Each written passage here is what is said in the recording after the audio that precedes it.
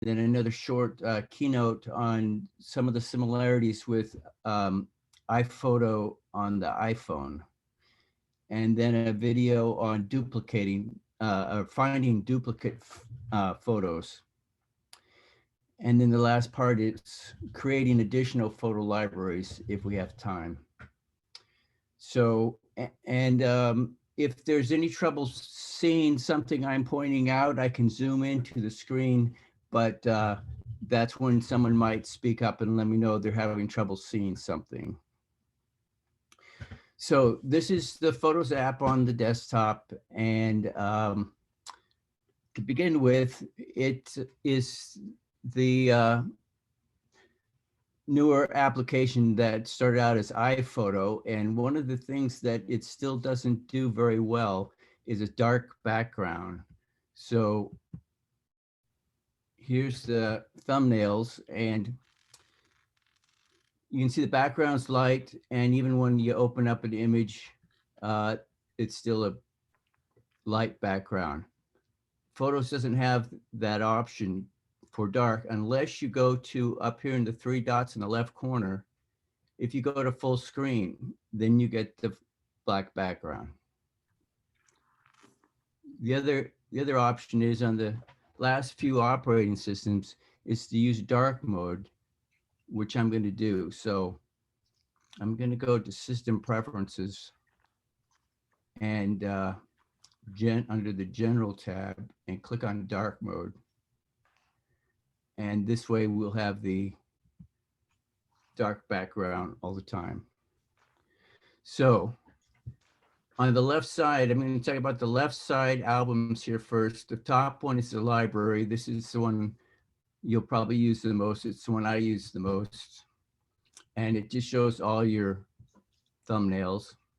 To open an image, you just double click on it, double click again to close it. To delete an image, you can just press the delete key on the keyboard, or you can do a right click and you get this drop down menu and delete a photo that way. You can select a group of photos, and then here at the bottom it says delete 4 photos. So you can delete a group of photos at one time. And then all these albums on the left side, you automatically get these for helping you locate and sort your albums. So already there's quite a few different ways to sort and locate photos. This one is people. If you use this, you label images of people and they'll show up there. I just have one. This is the Magic Apple computer, so there's not a lot of photos of people, or there's actually not a lot of high quality photos on it, but I have a few here. So I'll open this picture here, and up on the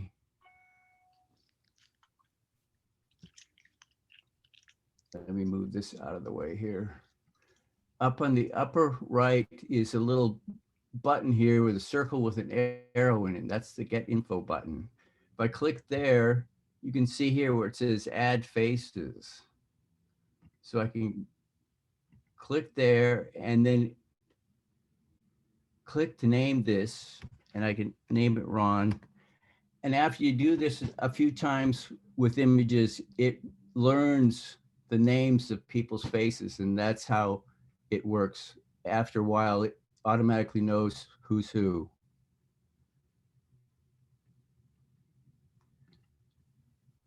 So now if I click on people, it should come up.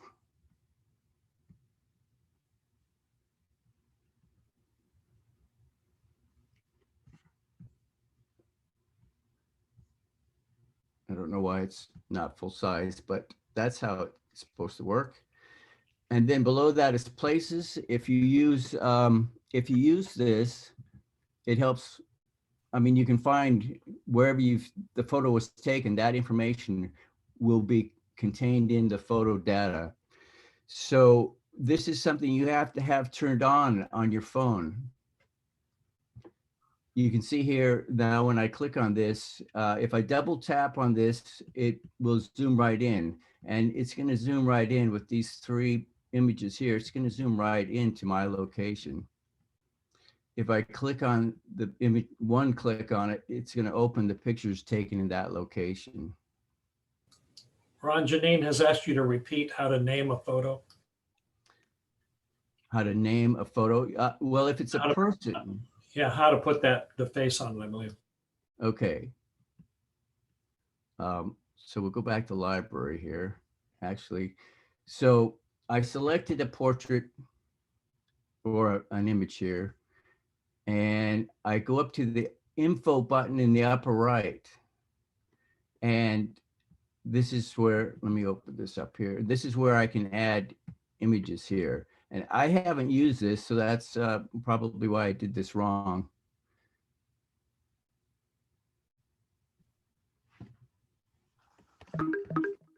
Okay.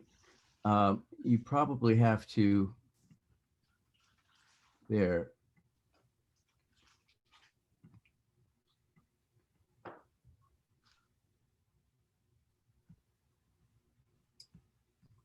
Ron, you got too many circles open. You need to use the X and get rid of two of them.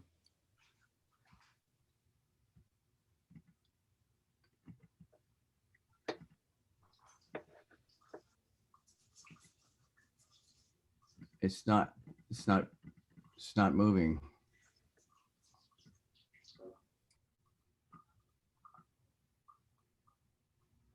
Well,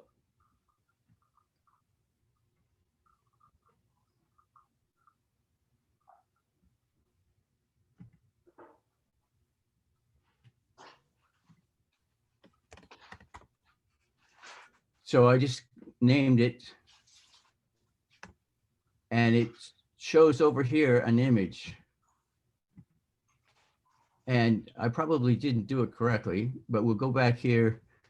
I'll close it. We'll go back here to people. Yeah, and see, it didn't pull up the whole image.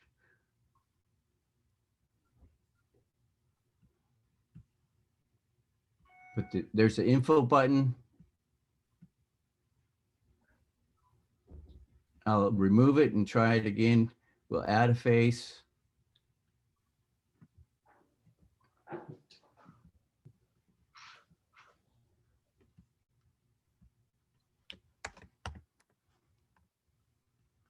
There, I think that did it.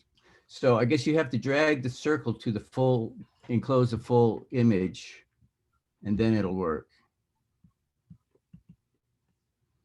So we go to people, and there it is. And it will learn these, so that if you type in the upper right corner, if you type in a name, it finds it. And so there's the photo. So in places, you have to have your camera set, have the location services set on your camera, and I'll show you how to do that later. But in order for that information to be contained in the photo, you have to have that turned on the iPhone. And then it'll pinpoint your location. Down here, there's a plus and minus to resize, and you see there's a photo here in Oregon. And if you upload pictures, you don't see it in your main library, click on imports, and this is where it's going to show the most recent imports. And below that are albums. The album headings are media types, shared albums, and my albums. And you have to watch for the little arrows, tiny little arrows to the left of these headings. If they're clicked up, you don't see the albums. So here's a few albums here. You can create as many albums as you want. You go up to the very top under the file menu, click on file, new album, and you can just type a title in right there, or you can click up here and type in a new title. I'll just call this demo photos. And I'll talk more about the albums in a moment, but I'm going to go across the top now of the toolbar here. The first button here just eliminates the space around the photos, around the thumbnails, just a different way to look at it. Then there's a button to zoom in or zoom out on the thumbnails as well as on images. Let's see. So if you open an image, you can zoom in way or way out. That's only if it's a high resolution picture. If you have a screenshot, screenshots are typically low resolution. So for instance, that's as large as this picture will get. If I move this slider, it doesn't change at all because it's just too low a resolution.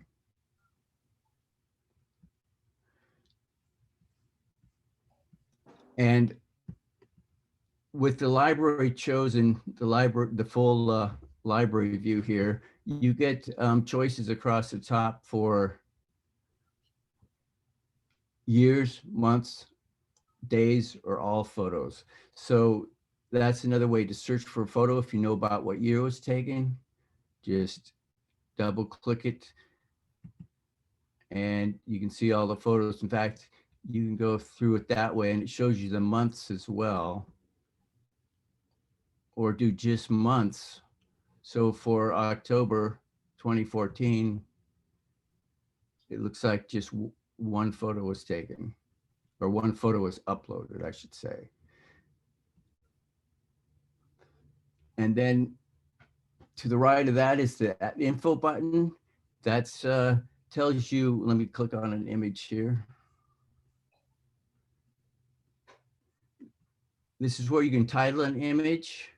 It also tells you the date it was taken or uploaded. It tells you all the camera information. Below that, you can add other information such as keywords and caption. It's really good to, anytime you look at your photos, just go through and just start giving them names and keywords, because the more you label the photos, the easier they are to find and to sort. So for instance, let's go to this Ghirardelli photo here. Now, see below it, I don't know if you can you see that, the number below this image? If you don't haven't named a photo, it's got just the image that, the image number that comes from the camera. And that's what you see right below the title here. And you can just click on that and type in a name there. Before I do that though, I'm gonna go up to the search here. I'm gonna search for Ghirardelli.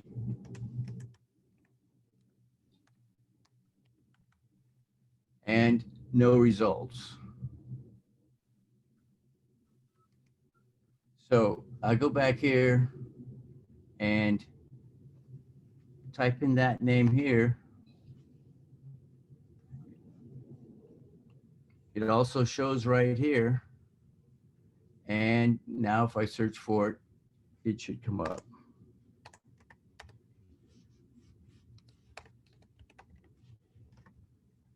Whoops, I don't like that.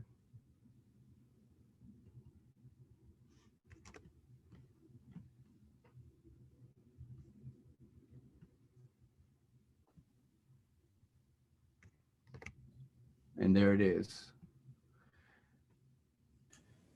Ron, Gary is asking how you assign a location. Well, that, let's see. Ron, this is Robert. Yeah. Why don't you do the info, and at the bottom there you see assign a location? Yep. Hit That's- it. That's where you do it. You open the info window here down at the bottom. You can assign the location there. But I'm going to instead, I'm going to add a keyword here. And I'm going to say, just add a keyword for California. And that's another way you can search for an image as well as locations. Ron, I know we're trying to hold those, but I still don't understand. Click on assign a location. What do you get? Well, you can assign it right now. Let's, I'll call it San Francisco, and it comes right up, San Francisco, California. Oh, I see. Okay. That's all there's to it. And you can add a caption, keywords, and then the title, of course, is showing up there. And you can also move that pin, so you could put it right on Ghirardelli Square.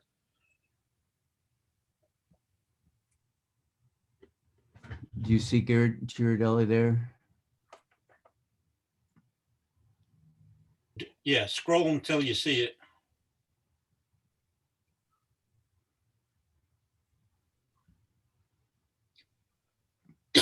Zoom out again.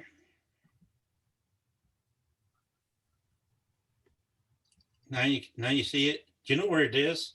No, I don't. Oh, well, I can't do it from here, but you could move that pin to where it is. Right. So for example, I boat, so I could use this and use that, assign that pin to wherever I am, even if I'm sitting at a harbor or in the water, right? Right. Thank you. So we'll go back to the library here, see all the thumbnails. And so now if I type in California, you can see that picture comes up now because we gave it that keyword, as well as another photo here. Oops. Now this one came up because California is in the title, or is in the data information with this image.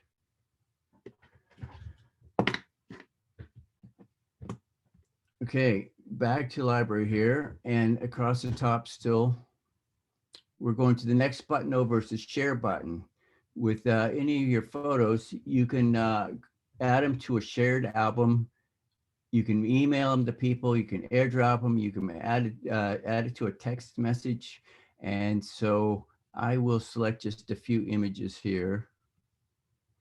And if you hold the command key on the keyboard while you select images, you can select non-contiguous images like so. So I've selected 3 images. I'm clicking on the share button, click on email, and this really only works if you use Apple's mail program. And it automatically opens an email message and puts those images right into the message. You can also choose what size you want to email, small, medium, or large. And even the large size here, which is, now this one is just a small image, the little red apple, but the others are full-size images. And you can see where it says message size here, that's still only 776 KB, which means it'll email just fine. If I select actual size, you can see that jumps up to 5.8 megabytes. So that's pretty large for emailing. But that should email. I think 20 or 25 megabytes is the limit with Would-Be-Tell.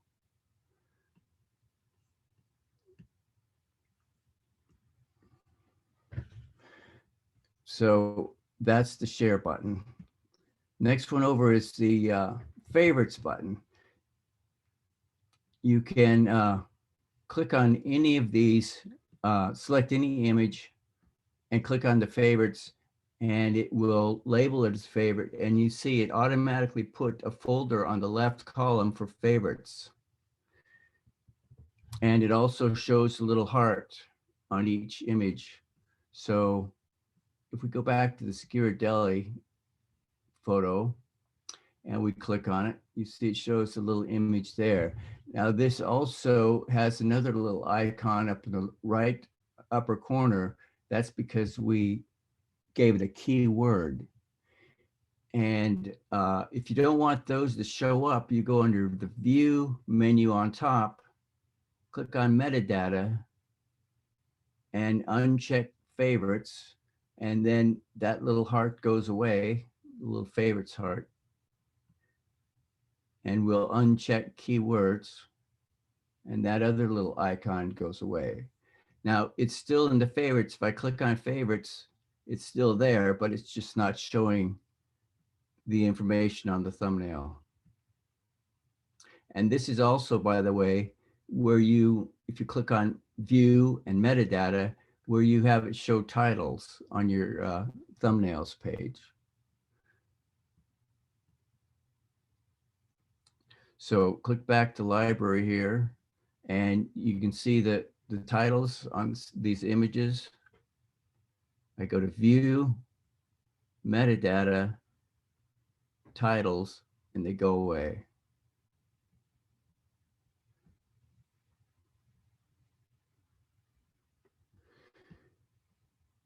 Okay, then of course there's the rotate button here. That's pretty self-explanatory. And then the search box, upper right corner. Now we'll go back over here to the albums here, and you saw that when we added a favorite, it automatically created the favorites album. Same with these media types here, portrait and screenshots and animations. They're showing 3 media types. But if you had used more media types with your camera, it would show more types there. For instance, there's videos, selfies, live photos, portraits, panoramas, slow motion, screenshots, and animations. If you had used these modes with your camera, they would show up here.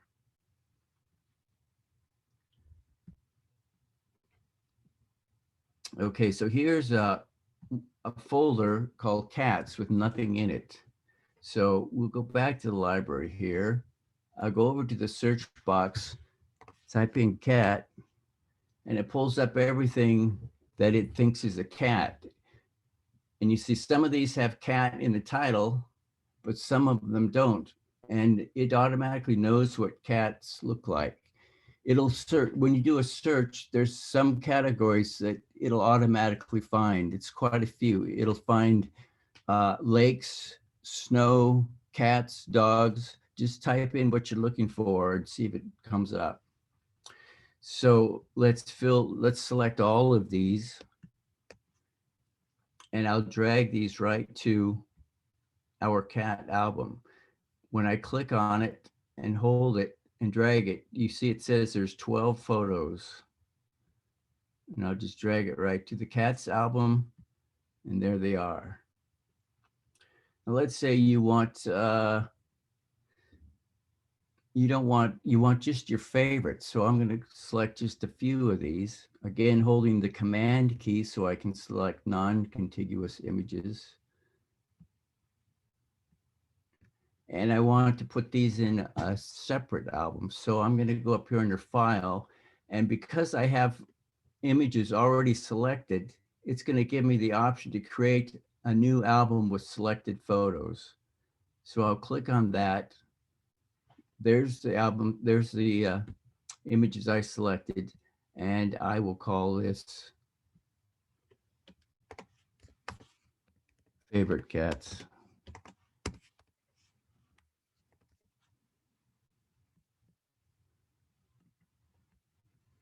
So it's pretty easy to create albums and to add images.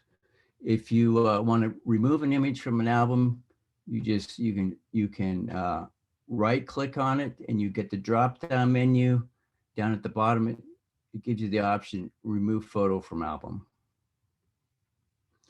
If you want to delete the whole album, you just right click on the album and you can delete it there. You can also rename it or duplicate it, all of these choices.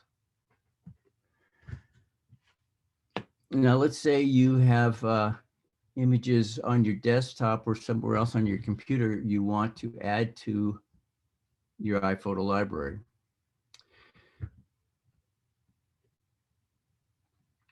you go under the file menu up on top, import, and the window comes up to ask you where the photos are you want to import. I know they're on my desktop, so I'm going to click there.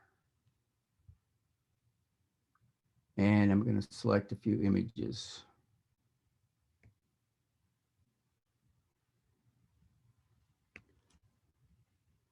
Then down in the right corner, you click on Review for Import.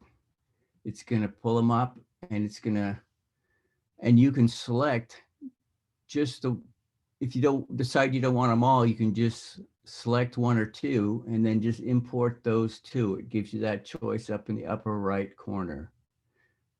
But I want to import them all, so I'll say import all new photos.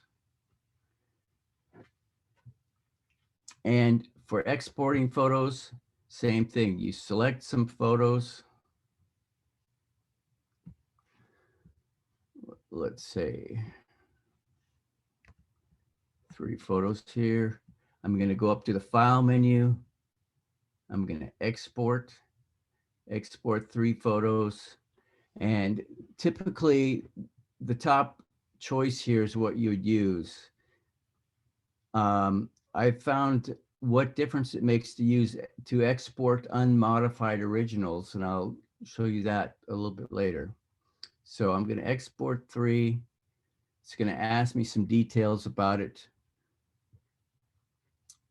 whether you want JPEG or what format, JPEG, PNG, or TIFF. JPEG and PNG are what I use most.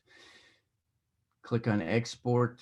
It's going to ask you where you want them. We can put them right on the desktop, or we can actually create a new folder and just call it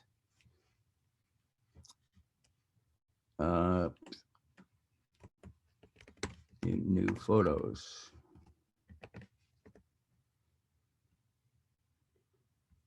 Export.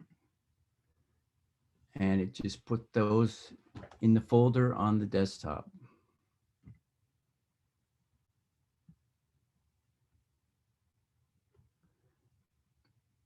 Applications, desktop, new photos. There they are.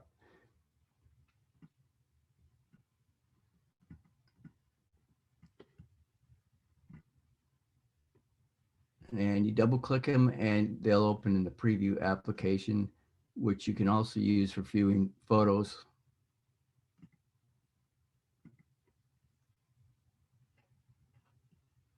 So we'll go back to the photos application, and I'm going to just talk briefly about smart albums. So let's say we took a trip to California and we want to label a few more images with keywords. So I'm going to select the info button here, and I can label with keywords. I can label a number of photos at one time. So I'm going to select several here. And I'm clicked on where it says add keyword in the info in the info window. I'm going to type in California. I just type the C and the word comes up because I've already used this keynote or this keyword.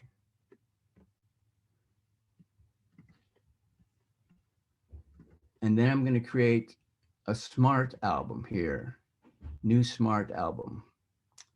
So I'm going to call this California, if I spell it right. And it says the photo, you have a lot of options now for isolating separate photos here. So I'm going to say a keyword is California. Okay.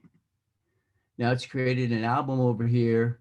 You can tell it's a smart album because it's got a little gear icon with it. It pulled up the images that I've labeled, and any new image that I give the keyword of California will automatically go to that album. So it's really handy for sorting out photos that way. if you take vacation trips, you can just use a single word and keep adding that keyword to the images, and they will show. So let's just pick another image here. Let's pick the house here. I'll click on the information window, keyword, California. Go back to that album, and there it is. It's added it.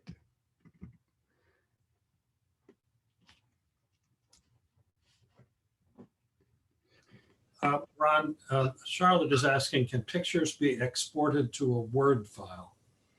To a Word file. Pictures can be exported and added to a document. It can't be, for instance, if you have a Pages Word document, you can add, you can export an image, but you have to export it, say, to an album or your desktop, and then drag it to the document. This is Robert. Let me make a suggestion here. It's easier to import from Pages. Go to Pages and say you want an item, and one of the places you can go to is Photos, and then you can grab the picture from Photos. It's probably easier done that way around. So while you're staying in Pages and decide, I want to add a picture right here, do it from Pages. Is that, do you use Pages? Is that what you're asking?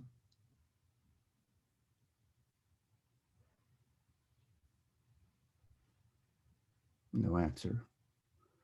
Okay. Harry, you need to unmute. Yep, there we are.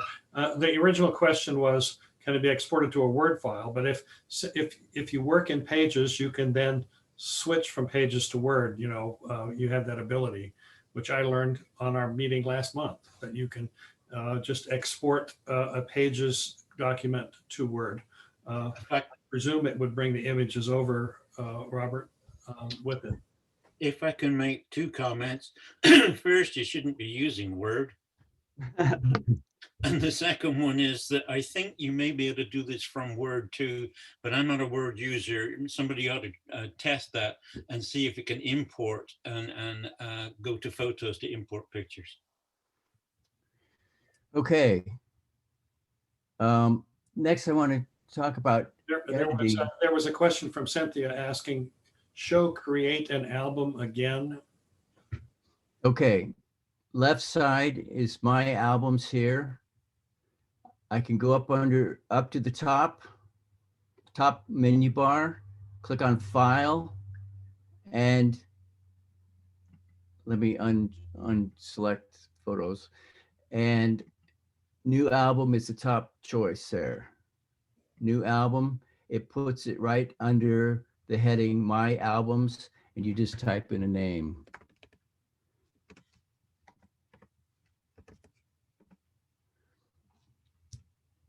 Or the other way is, if you have images selected already, you can go up to the File menu up on top,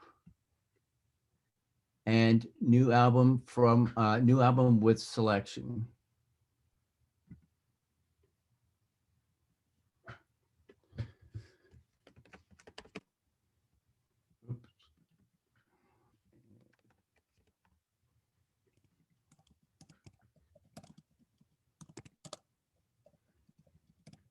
Okay, so editing photos.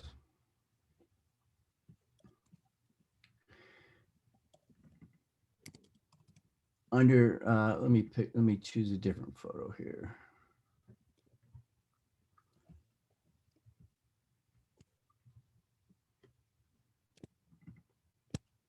I don't want to do that one. Okay, let's go with the Aster. So up in the upper right corner is the edit button. Click on that. And on the top, you have three choices here: adjust, filters, and crop. If you're on the adjust button, you have all of these options on the left side column here to use, which I'll go through in a minute.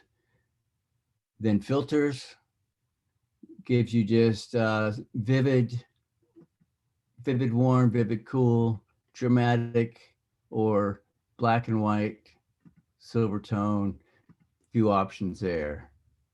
Click back on original. And the third option on the top bar there is to crop it. And that's, everyone can figure that out. You just crop it down how you want. Click on a corner and drag it. And then click done if you're through. And I want to open one other picture here. Edit. And then I'm going to go back to the crop here. And on the right side, you can see this little dial here. This is, I think this is a great thing here. Often I take pictures that aren't straight.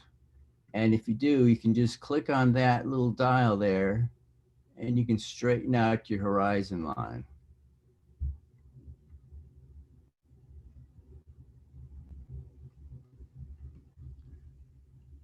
So I'm going to go back to this photo, and then on the adjustment here, you can see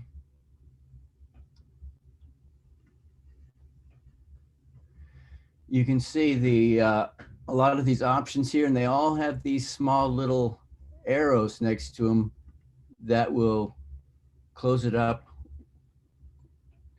or give you show you all the options. You can use the auto feature and it'll automatically adjust it, and it shows you what it's done here. When you make an adjustment, the little blue dot to the right of the auto button lights up. And if the little arrow to the left, if you click that, it returns it. And then you can see the blue dot goes away and everything goes back to original. One option I really like is saturation. If you have an image where the colors just aren't showing, you can really crank up the colors or tone it way down. And you can just play with a lot of these options. Contrast and brightness make a lot of difference. Another one that's fun but probably not used very often is this selective color. So you can select the color and add or subtract one color without affecting the other colors. So I'm going to click, and it also has this little eyedropper. I'm going to click on this little eyedropper here. I'm going to choose the lavender color, and then I can change that, take the color out of that without affecting the greens, or add color. So that's kind of a fun thing to do. And then you can sharpen the image here. It doesn't really, it won't really correct a really out of focus image, but it helps. And below that is vignette. You can do a vignette. I can click on auto here, see how it does it, and strengthen it, tone it, bring it way down like that. It's another fun tool, particularly with portraits. When you're through, down at the bottom, you can reset all adjustments if you don't like it, and it takes it all right back to the original image.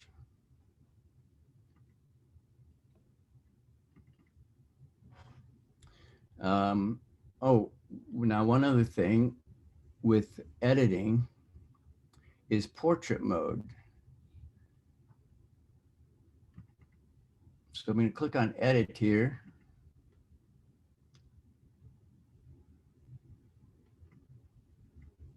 And you see, I don't have, there's an adjustment that comes up here on top for portrait mode. It's not showing up in this image. And I couldn't figure out why for a long time. So I tried a couple others. And see this one, it came right up. In the lower left corner, there's a button there that says portrait. And you get the option here to change the background even after you've taken the photo. So you can see the image here. We can really take the background out of focus or bring it into focus. That's kind of a cool tool.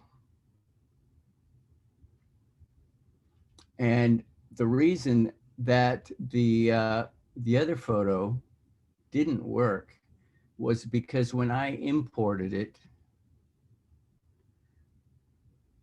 let me go up here to, or actually when I exported it,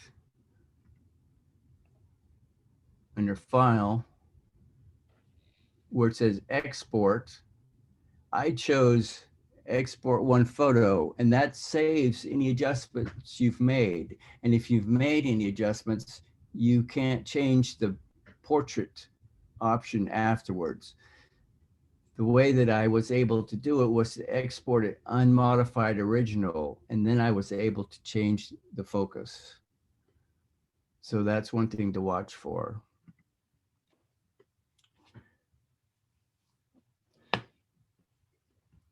Then another fun thing to do is to create a slideshow.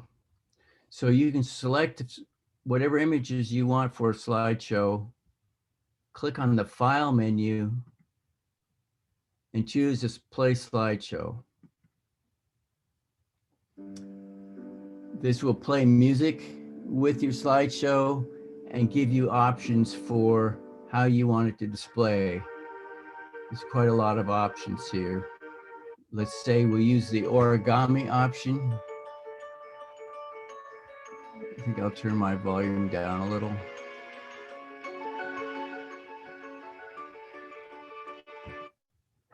Click on Play Slideshow.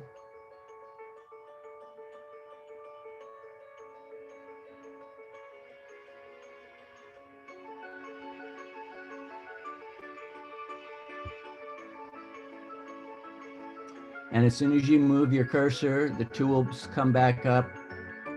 We'll click pause, hit the X to close it out. And you can view any of your images in a slideshow, but another option is, if you click on the File menu, choose Create. And besides a few other options here, which you'll have to play with on your own, is the slideshow option, Photos. And let me cancel this, and I will choose an album, or I will just choose a few more pictures here. And then create slideshow photos.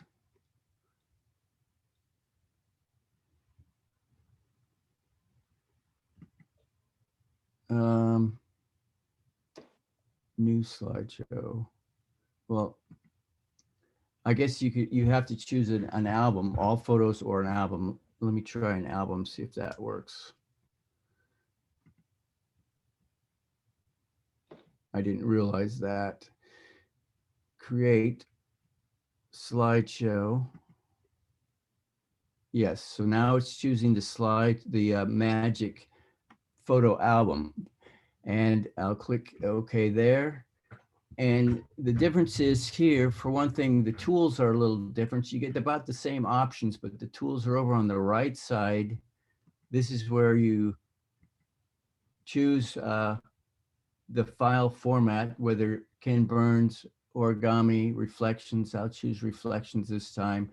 And then music, to change this music. And you can also change the amount of time that it takes to display each image, so you can slow it down or speed it up. And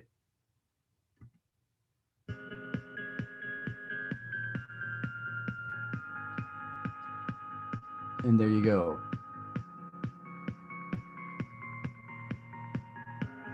Now, the other option, I mean, the other advantage to using the create button is on the left side under the My Projects heading, then it's saved that slideshow. So it's going to be there anytime you want to go back to it.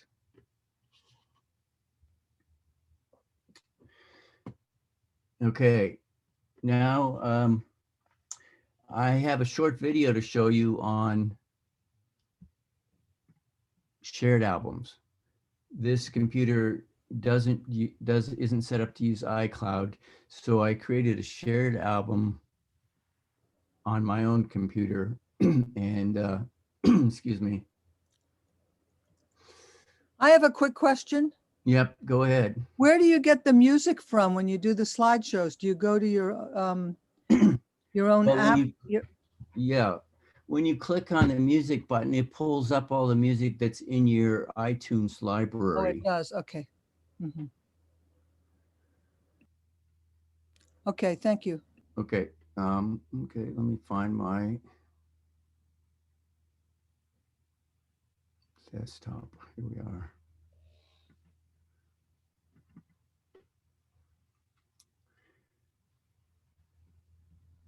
Okay, this is for creating under the share button for creating a shared album. Here's the short video on creating the shared album. First, you need to use iCloud and turn on the option for shared album. You can use a shared album with or without using iCloud Photo Library. The shared album does not count towards your 5 gigabytes of free space. To start, select your images. I've selected 17 images. I don't see the video. Where is it? Share icon in the upper right. You're not seeing this? Yes, this is the video. What's going on now is the video. Correct. And select shared album. You can add images to an existing album or create a new album.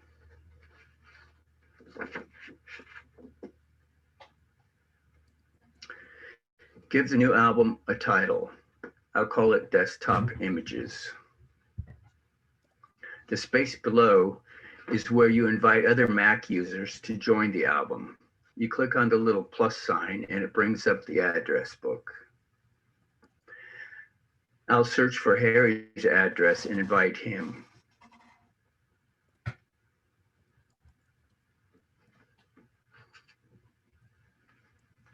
Below that, you can add comments, then click Create.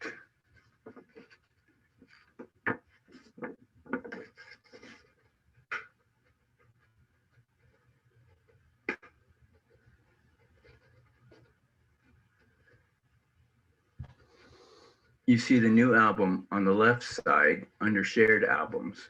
I'll click on desktop images and see that they're already uploaded to Apple's iCloud.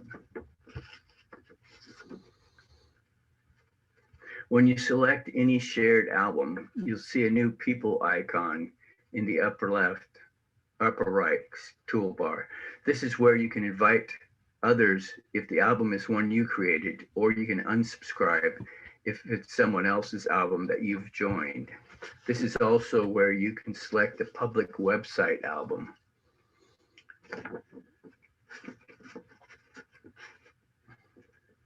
With this option,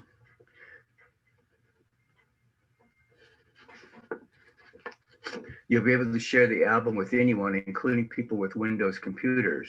You get a URL link, and when entered in any browser, it opens like this.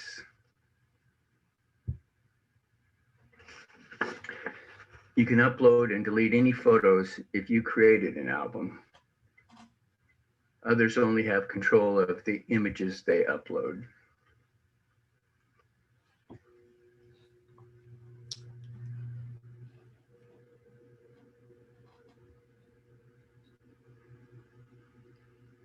You can copy that link and email it to anyone that you want to join the album. If you right-click on a shared album, you have the get the drop down menu where you can delete the album.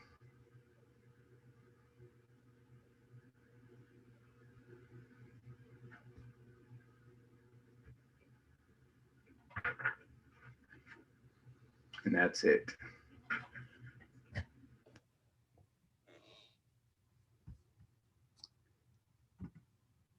Okay, now I'm going to show just a brief keynote on similarities with the iPhone. So this is using the Photos app on the iPhone.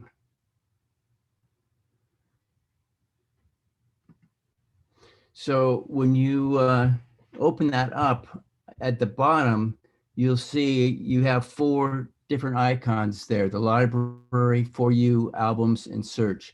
When you click on the albums, or when the albums is selected, you also get the arrow up in the upper left corner to go back to choose all your albums. And then you'll see your albums, My Photo Stream, Recents, Favorites, etc. Scroll down and you'll see, similar to the desktop application, you see the media types: videos, selfies, live photos. So another way to locate photos, if you're looking for something that's either a portrait or a selfie or whatever, it's just another way to find things. If you are on the library choice on the bottom, you can search by years, months, and days, similar to the desktop application. And you can also choose this search button and search by people, places, or categories. And again, it knows a lot of categories.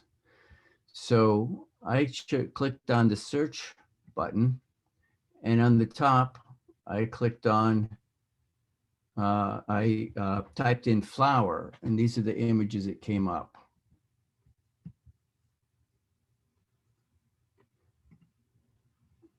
You also have the share option, similar to the desktop. You can share it, email it, put it in messages, move it to a different album or whatever.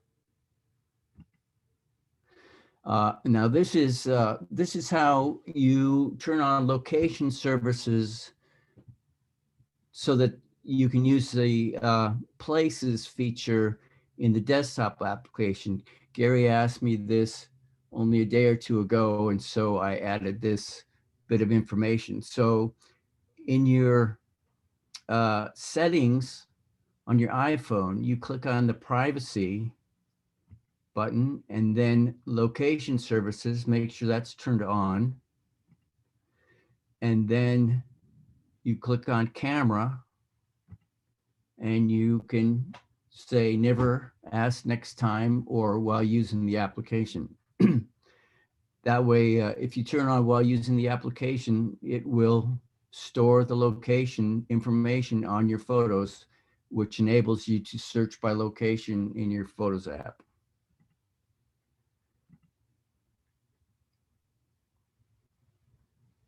And that's it. They all have to be on your phone to do it, right? I mean, the photos have to be on your phone. Yes, yes. Yeah. Okay. Okay. A lot of people wondering about duplicating photos. So there's a lot of duplication applications you can find on the App Store. This one is that I have, which is in my applications folders, is called Duplicate Photo Finder. So this is a quick video using this application called Duplicate Photo Finder. It's free, but there's also a paid version if you want to upgrade to the paid version. So I just double click it to open it. You can scan images from a folder or from your photos library.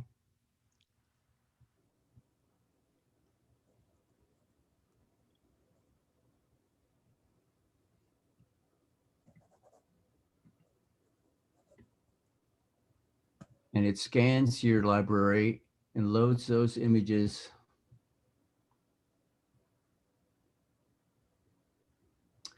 and shows you the duplicates and asks you if you want to select them, which ones to delete or to auto select. So if you choose auto select, it puts a little trash can image on the ones that it has chosen to delete.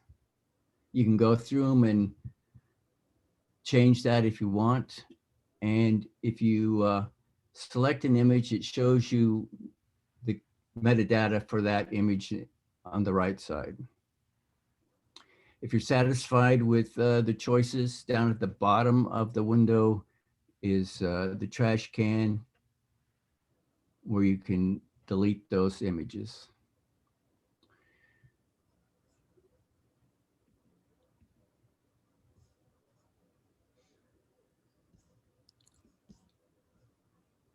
I have another quick question. Okay, go ahead. Do you have, can you just have it search for duplicates, or do you have to show an actual picture to see if it's got other duplicates? You just start the application. It will find the duplicates Okay, and put them, compare them like these two you're seeing here, and it's got a whole list of them. Whoops. And then it puts it into, it'll put it into a folder in your Photos application, and we'll get to that in a minute here. okay, but it'll find them. You don't have to, It will find the duplicates, yes. all the duplicates. Okay. Yeah. It'll find all the duplicates at once. You don't have to go through and sort them. You don't have to pull them up at all. It'll find them automatically. Does that answer your question? Yes. Okay.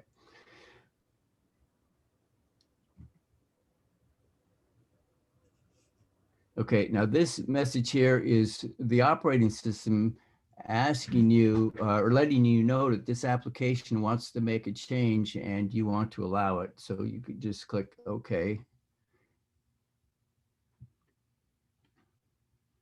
And it does its job here of moving those folders to a duplicate folder.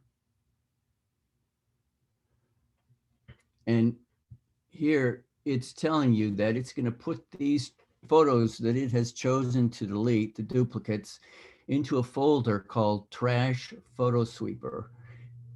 And you have to select those photos and delete them. If you just delete the album, it doesn't delete the photos. You have to delete the photos first.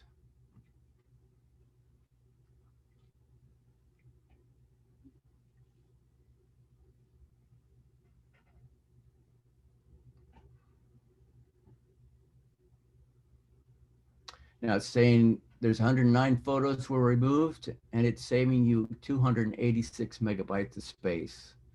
And click cancel if you don't want to upgrade to the paid version.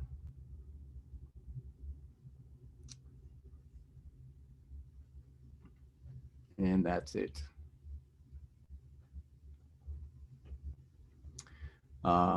So let's see what time we have here. Do we have a few extra minutes, Harry? Yes, we have till about 5:30. Okay. So the last thing here is adding photo libraries. So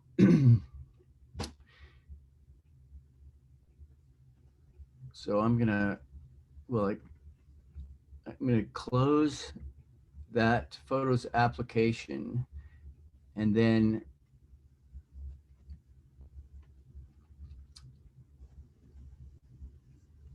I'm gonna set this.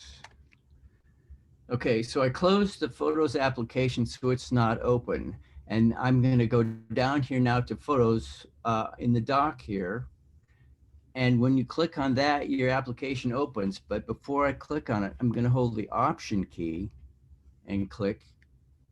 And that's going to give me the choice of creating a new album, new photo library, or choosing one, you can see there's several libraries here already created, or choosing another library.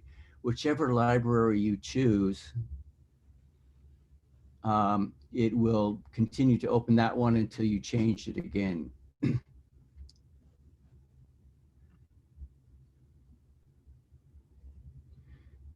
If you use iCloud for your photos, it will only use the main photo library for uploading pictures to iCloud. If you're using an additional library, it won't upload those. Now, also, here's where that photo library is located, in case you're wondering. You go to your home folder. On the left side of this is your Finder window. Left side of the column here, the very first icon is the Finder. Here's your Finder window. You go to your home folder, and then you go to the Pictures folder, and that's where your photos library is. It's called Photo Library, Photo Library. So we'll go down here to the P's, and it's right here, Photos Library dot Photos Library. So, and you don't want to move it, otherwise the application won't know where that is, but that's where it is. And if you create new libraries, it'll put it in this Pictures folder here. So you can see one of the other libraries that was created is right here, called Opportunity Class dot Photos Library. And one of the options for doing that is if you have so many photos in your Photos app that your application runs slowly, you can sort it out. You can create a second photo library and move half of your photos into a second library, so you're only working with half of your photos at a time. Once you move them, though, you have to delete them out of the first library, otherwise it'll have them all in there anyway. Another thing you can do is, if you have an external drive, if you're running out of space on your hard drive, for instance, you can move a photo library to an external drive. On the left side of your Finder window, under Locations, here's where your external drives show up.